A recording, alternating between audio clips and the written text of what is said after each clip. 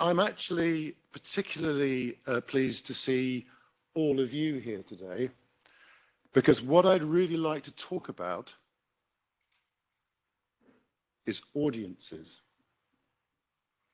When you sit in front of a screen, in the moment when you're about to press play or the lights are going down in the cinema, what are you hoping for? We've paid in advance and we have some idea of what we might be about to get, but there are no guarantees.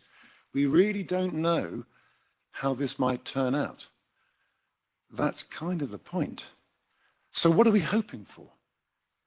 I don't think we're hoping for something the same as the stuff we've seen before, but just a tiny bit different. We're hoping for a profound, intimate human connection through story. Even when we watch TV soaps or take our kids to see Minions 27, and we know we are not the main target of this formulaic entertainment, we still never stop hoping for some kind of profound, intimate human connection. We make ourselves available. Like loyal supporters of a football club who buy season tickets to watch their team lose match after match, knowing that experiencing these defeats is really not good value for money. They keep coming back, hoping for the times when the play is poetic, the situation dramatic, and against all odds, a brilliant winning goal. Such moments of intense connection and belonging are priceless.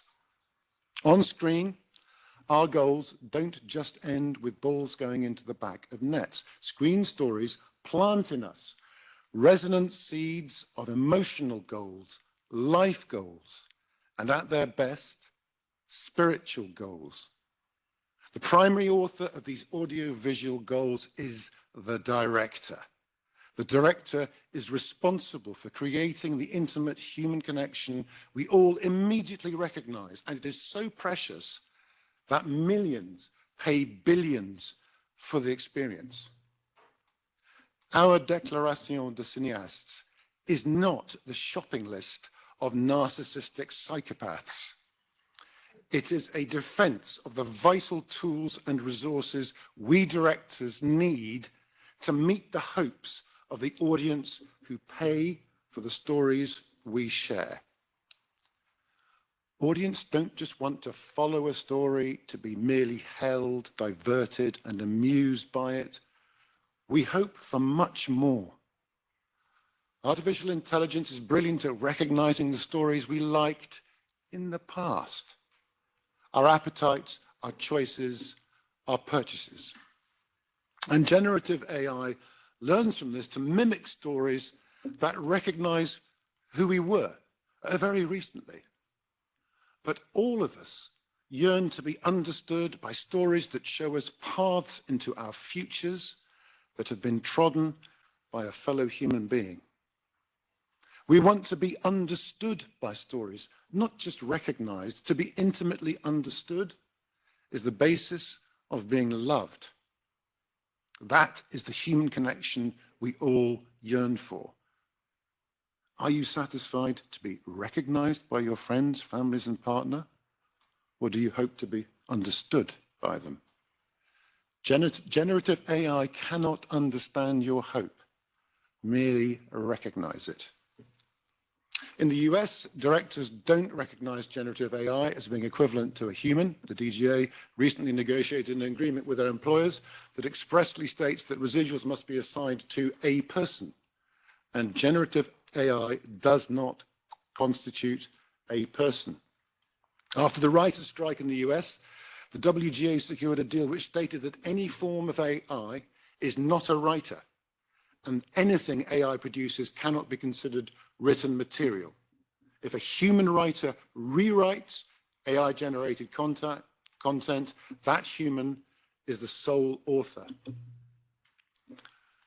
My overview of the situation in the UK, thank you, is that as directors we are still eternally grateful for the copyright given to us by European law. We will never Forget that. And we are frustrated to have left Europe before the competition law waiver finally allowed freelancers to collectively bargain. And that, like almost everyone else in post-Brexit UK, we are discreetly trying to align with Europe after what is hopefully our country's last spasm of colonial delusion. I'll close with a few words about text and data mining and opting out, which is covered by the upcoming AI Act. It's a complicated and technical issue, but close to the hearts of creators. So I'll attempt to illustrate our position as viscerally as I can. Not many people hold copyright, but for every 1,000 creators who do, there are tens of millions who carefully carry these. They're unique. This one's mine, and my signature on the back confirms I agree to have my organs harvested after my death.